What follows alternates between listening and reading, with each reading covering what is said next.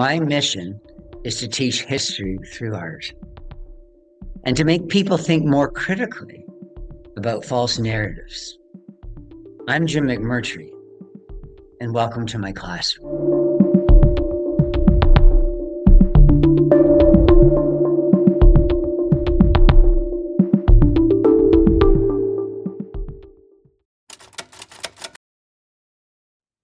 The painting that we have before us today, the artwork, which is maybe better called an engraving, it's a wood engraving, was done by a man named C.W. Jeffries. And it was done not so long, but 100 years ago in 1934.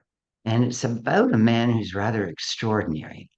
And that man's name is James Evans. And he was a reverend, he was a Methodist minister, a Protestant. And a Protestant is somebody who simply wasn't Catholic, but a Christian. And his mission for much of his adult life was to bring writing systems, to bring written language to people who didn't have it. And his story um, is takes us back 200 years. But before I go any further, outside of saying the name of the engraving, is these things already talked about, Reverend James Evans teaching Indians his system of Cree syllabic writing. And the Cree uh, knew him. I think it's just kind of fun. Knew him as the man who taught birch bark how to talk. Um, so anyhow, underneath this, art is what people want it to be. What I'm drawing from this is cultural appropriation. We have Indigenous people here that are taking something from Europeans.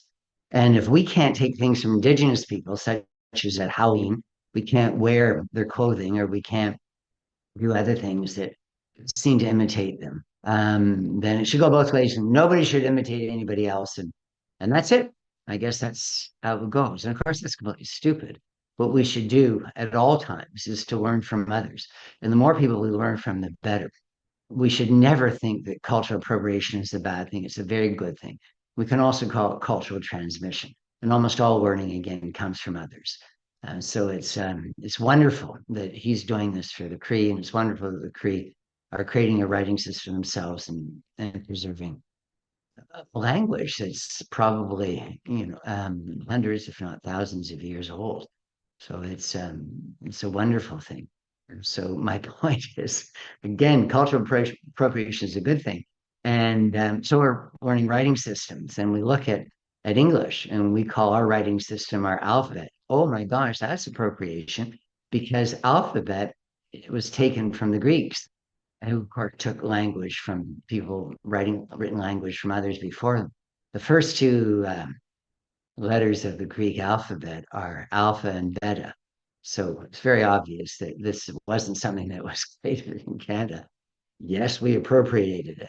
The only thing that was made in Canada that I know of or comes quickly to my small mind is hockey, maple syrup, snowshoes. So anyhow, we didn't. Almost everything that we know comes from somebody else, and that shouldn't be seen as a bad thing.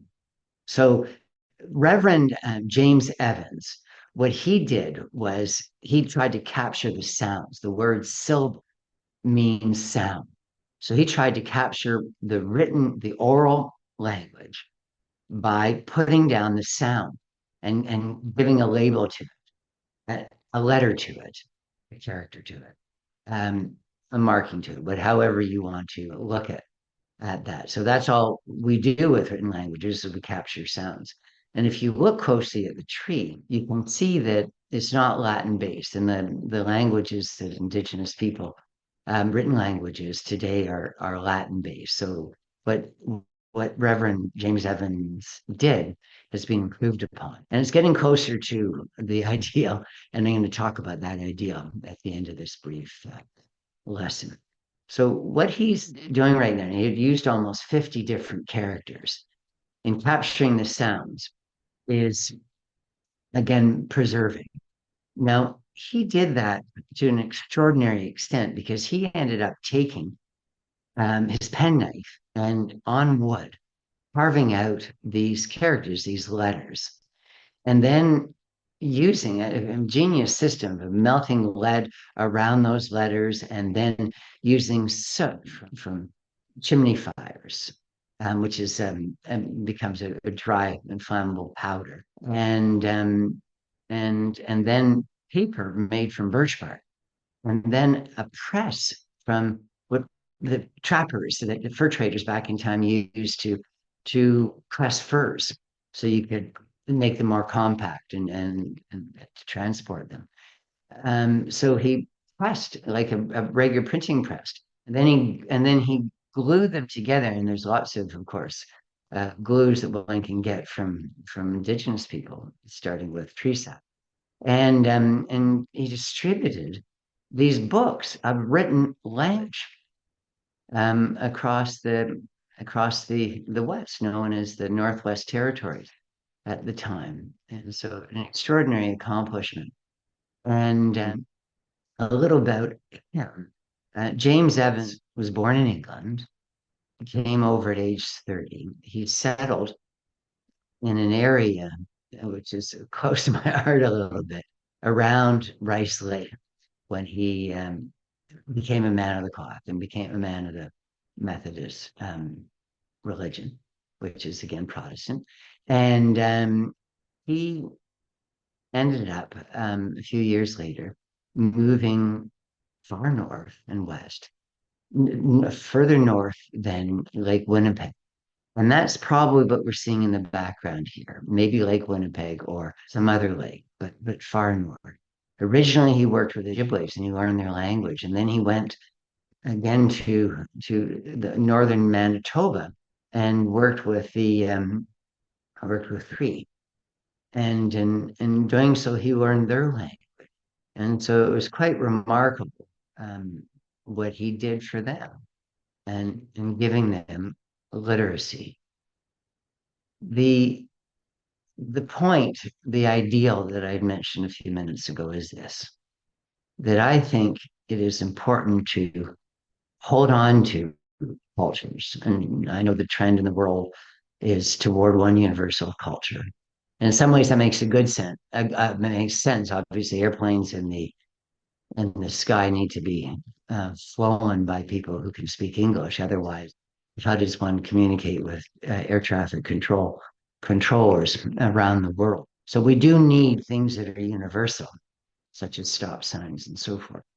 But obviously, we're a lot richer as a society, as a species, if we have different cultures, if we have that beautiful diversity that is with us today, and we want to keep it.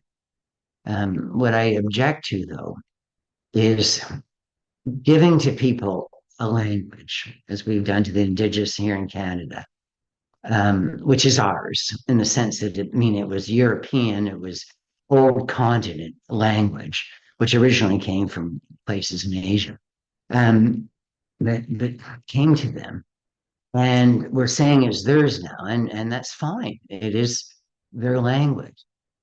But I think it's absurd for them to be having a writing system that's based again on Latin letters, that uses Latin and more developed diacritics, markings, accents, and saying, well, this is now your language. That's just as much cultural appropriation, if that, in some people's small minds, is a bad thing. Um, why don't we do the right? And that is encourage Indigenous people and ourselves, because there's nothing wrong with people today doing what James Evans did, which was to learn other languages, including Indigenous languages. Why wouldn't we spell things in English or French?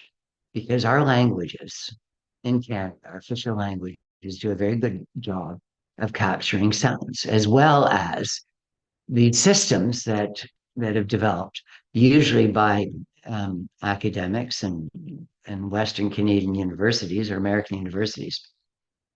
Why don't we just use English? And so instead of going on the Sea to Sky Highway to Squamish and then after to Whistler.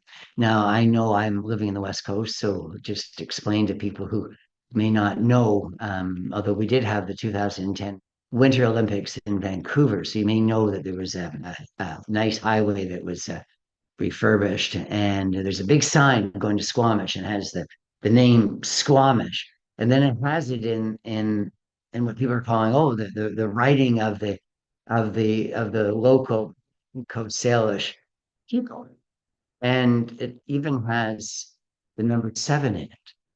And then you see shrunken letters and all sorts of things that again we generally call accents. And I just don't see the point in that. I don't believe that that makes it easier for non-indigenous or indigenous to understand. I think it makes it much harder. So let's stop with this idea that we need to put markers or barriers between groups in Canada. We all have the same desires, and that is here specifically to communicate effectively to others. And yes, people can do it in different ways. People can have different spellings and so forth. But beyond that, it just, again, it's counter to what really is our goal right now, which is to, if you're going up again on the Sea to Sky Highway, is to know how to get to Squamish. Thank you.